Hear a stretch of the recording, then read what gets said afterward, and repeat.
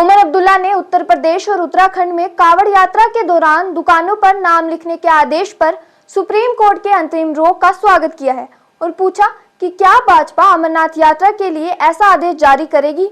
नमस्कार, मैं हूं रिया और आप देख रहे हैं the fourth one India. National conference के उपाध्यक्ष और जम्मू कश्मीर के पूर्व मुख्यमंत्री उमर अब्दुल्ला ने सरकारी कर्मचारियों के आरएसएस के कार्यक्रमों में शामिल होने के लिए लगाए गए प्रतिबंध को केंद्र सरकार द्वारा हटाए जाने के फैसले पर भारतीय जनता पार्टी की आलोचना की है। श्रीनगर में पत्रकारों से बात करते हुए उमर अब्दुल्ला ने कहा कि अगर सरकारी कर्मचारी आरएसएस के कार्यक्रम में शामिल हो सकते हैं तो फिर बाकी राजनीतिक दलों में क्यों नहीं। उमर ने कहा सरकार इस तरह अन्य राजनीतिक दलों के कार्यक्रमों में भी कर्मचारियों को शामिल होने की छूट दे, क्योंकि आरएसएस भी एक राजनीतिक संगठन है। जो डिकेड से बैन थी वो उठाई गई है, अब वो किसी भी गवर्नमेंट फंक्शन में पार्टिसिपेट कर सकते हैं। वो अगर यही करना है तो फिर सियासी पार्टियों पे भी जो बैन लगा है वो भी हटा दीजिए, क्योंकि आरएसएस जो है पॉलिटिकल ऑर्गेनाइजेशन है। इसी तरह सियासी पार्टियां हैं, अगर वो चाहें तो इस तरह का ऑर्डर अगर वो इन्होंने लगाया है तो इसी तरह का ऑर्डर फिर सियासी पार्टियों के लिए भी होना चाहिए। आए सियासी मुलाजिम, ये सरकारी मुलाजिम और सियासी पार्टियों के साथ ज्वाइन करें।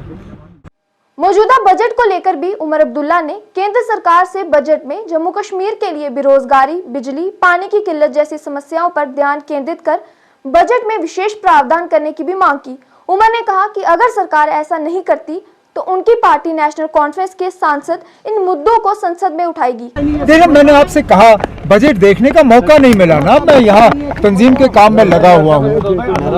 बजट का अब देखेंगे, अगर उसमें कहीं जम्मू कश्मीर के लिए कुछ है। हमारे 2-3 बहुत अहम मसले चल रहे हैं अभी। बेरोजगारी का सबसे बड़ा मसला है जम्मू कश्मीर में, शायद मुल्क में सबसे ज्यादा बेरोजगारी जम्मू कश्मीर में है। अब उस बेरोजगारी के लिए अगर जम्मू कश्मीर के लिए कोई खास जिक्र है वो हम देखना चाहेंगे।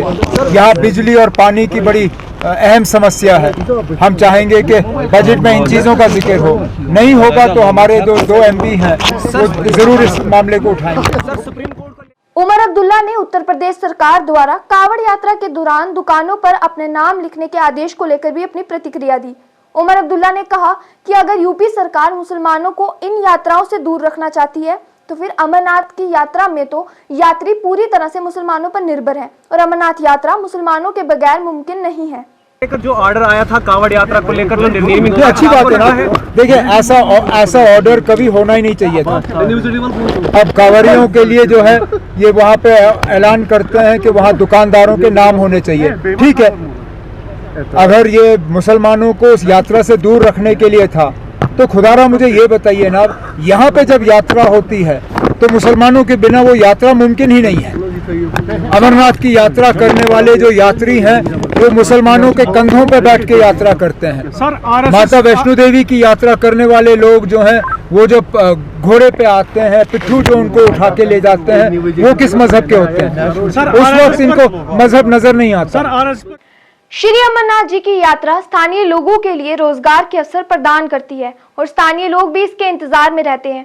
लेकिन लगता है उमर अब्दुल्ला वह भूल गए हैं जब उन्होंने अमरनाथ यात्रा श्राइन बोर्ड को भूमि देने का विरोध किया था। खैर, अब हालात बदले हैं और देश के साथ साथ विदेशों से भी लाखों श्रद्धालु बाबा बर्फानी के दर्शनों के लिए जम्मू कश्मीर पहुंच रहे हैं। इसी के साथ हमें दीजिए इजाजत और आप बने रहिए द फोर्थ वन इंडिया के साथ। और अगर आपने अभी तक हमारे चैनल को सब्सक्राइब नहीं किया है तो द फोर्थ वन इंडिया को सब्सक्राइब जरूर करें। धन्यवाद।